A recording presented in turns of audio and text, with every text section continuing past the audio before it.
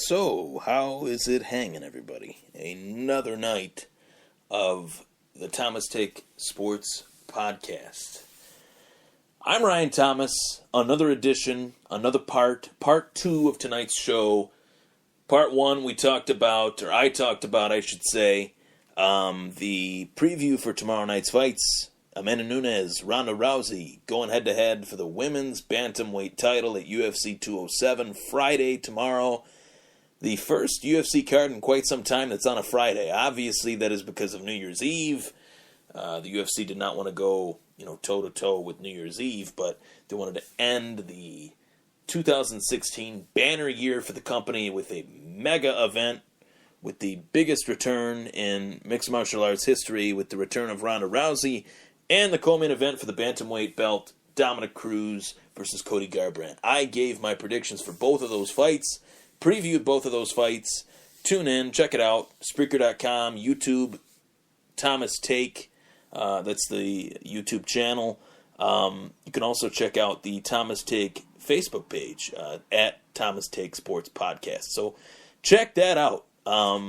Very exciting stuff. So, part 2 of tonight's show. The Buffalo Bills are my football team. Regrettably, shamefully, on occasions like this week.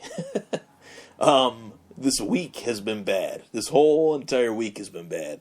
For so many reasons. I won't go into those, but I want to talk about a leading head coaching candidate for the Buffalo Bills. Apparently, he is a leading head coaching candidate for the position.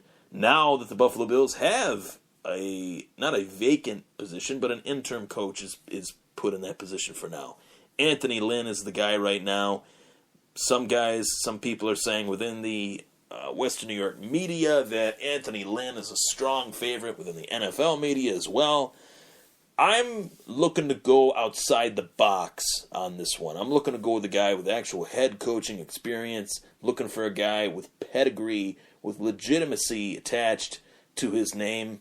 And the first guy I want to preview is Tom Coughlin. I have a few other guys that I'm going to preview and profile, so to speak, within the next few days. But the first one that I want to talk about is Tom Coughlin. It was reported earlier in the season, midway through the season, that Tom Coughlin was a guy that Terry Pegula brought in to possibly be a consultant for the Buffalo Bills franchise. Not a head coach, but a consultant to Rex Ryan. Apparently they are, on good terms, being that they're two former New York Jets coaches / New York Giants coach, and they thought about bringing in Tom Coughlin. That didn't happen then, but now there's talk that Tom Coughlin could be on the short list for guys to come in and take over. And I have a very interesting opinion on this as far as whether they should or whether they shouldn't. I do think Tom Coughlin does check all the boxes that I'm looking for. I'm looking for a guy with experience. Check. I'm looking for a guy that has won. Obviously, check. He's got 2 Super Bowl trophies that say that he's a good coach. I'm looking for a guy that can finally put us over the hump of playing the New England Patriots twice a year. Big check. Double check. Triple check. Quadruple check. Whatever you want to call it. Tom Coughlin has been a thorn in Bill Belichick's side for the majority of their careers. Tom Coughlin came through the New York Giants system with Bill Belichick as a disciple of Bill Parcells. And that is a coaching tree that is one of the richest, most fruitful trees in NFL history. Guys like Bill Belichick and Tom Coughlin have dominated the game. And they are both disciples of Bill Parcells. I'm very interested in Tom Coughlin for those reasons.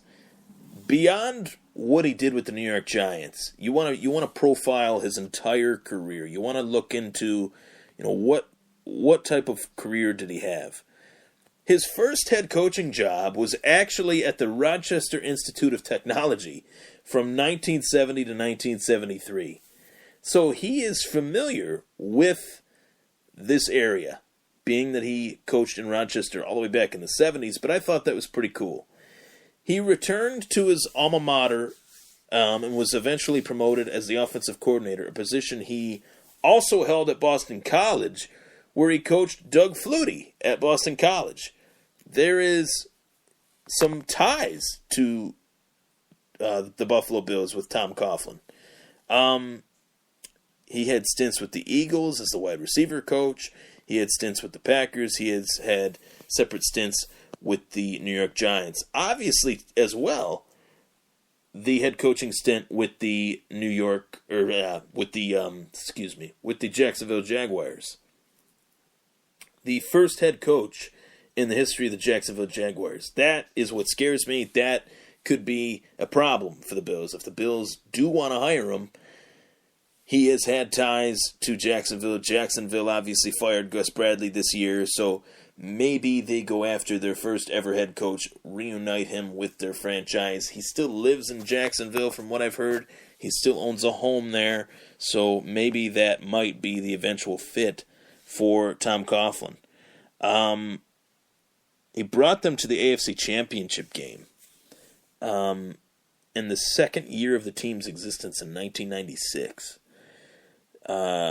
They were upset by... Actually, they upset the heavily favored at the time Buffalo Bills and the Denver Broncos on the road to qualify for the playoffs. And that is remarkable. Remarkable. He was the coach of the year in 1996. He took them to the AFC Championship game in 1999 after they went 14-2 with Mark Brunell. 14 wins stand still as the highest mark for the Jacksonville Jaguars, and for a long time it was the highest mark for an expansion franchise until this past season in 2015, where the Carolina Panthers surpassed that with a record of 15-1. So that was a record that stood on its own for quite some time. 96, he was defeated by the Patriots. His former mentor, Bill Parcells. 1999, he was beat by the Tennessee Titans, where they went on to lose that Super Bowl to the Rams by 1 yard. So 49 regular season wins in his first 5 years as a head coach. That's remarkable for an expansion team of almost 10 wins per year. So Tom Coughlin can coach. The only question that remains as far as whether Tom Coughlin can coach is his age, apparently. And I want to talk about that. Tom Coughlin was born in 1946, to be exact, August 31st, 1946. So at the start of next season, he will turn the ripe age of 71. And I think that this is really offensive to, not offensive, but just, it's slightly ignorant to play the he's too old to be our coach card. Obviously, he is still in good health. He coached the New York Giants for quite some time, walking on the sidelines, doing what he needed to do to maintain his level of energy year in and year out. The Giants did get rid of him because they felt that he did not have the energy, but clearly he does. He feels that he is ready to make another mark again in the NFL. And I feel like any coach that really feels ready to coach should be coaching. If there was a coach that was distant and 1 foot in, 1 foot